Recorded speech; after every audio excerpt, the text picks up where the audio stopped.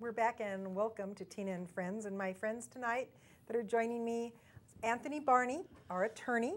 He has all of the great legal information and such a cool mind. And then we have Larry Harrison, our insurance expert. And if you were watching the show last week, you know that he called in with a live report from Washington, D.C., and he's now back, and this insane bill is supposed to somehow or another fall out of the sky and hit us all in the head within the next few days. So, Larry, tell us what happened back in Washington, D.C., kind of a further update. Okay.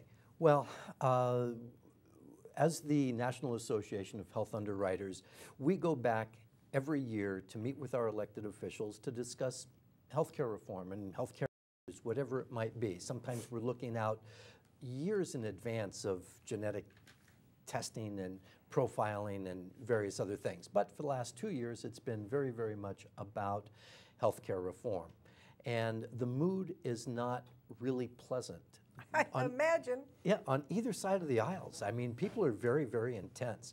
And I took a walk by the White House on my way to one of the meetings, and I had never seen so many black Suburbans parked in front of the White House. And I was having a conversation with a very large attorney firm with several of the attorneys there.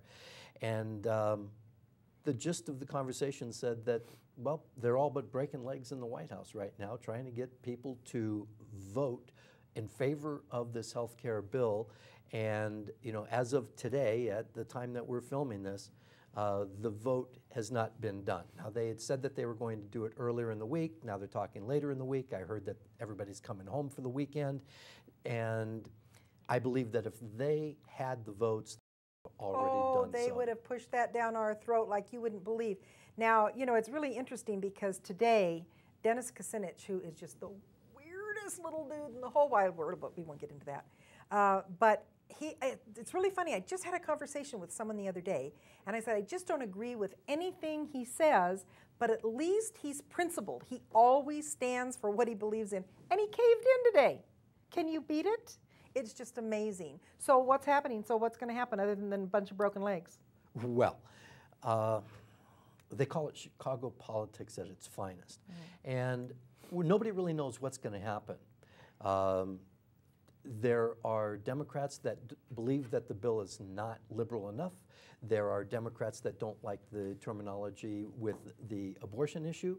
And then there are other people that are just saying, this really needs to be started over. It's so simple. It's so much simpler than what they're making it. They don't want it to be simple, Lair. Well, no, that's why they have 2,700 pages that people are not reading, nor are they. We heard about transparency, where they were going to open everything up. We're going to be able to put it on CNN and open it up to the American public. I think if you could really have transparency and see into that, you'd be sick to your stomach.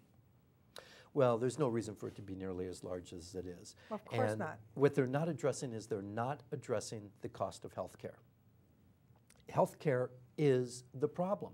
We have the best medical in the world, right up there with the top, if you don't want to believe that we're number one.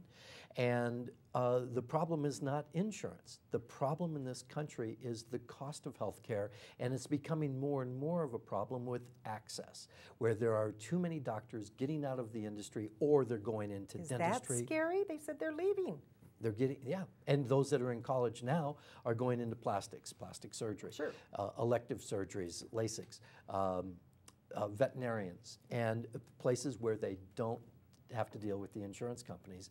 And some of the problems have been brought on by the insurance companies themselves. There's no question about that. As a health insurance broker, I represent my clients, and my clients are the small employer, the individual purchaser. And unfortunately, the small employer does not have a lobbyist to go up and represent them. And that's our job with the National Association of Health Underwriters, is to be a voice for these folks when we go to our state capitals or to the nation's capital and talk to them about being able to have access, reciprocity across state lines is the terms that we use.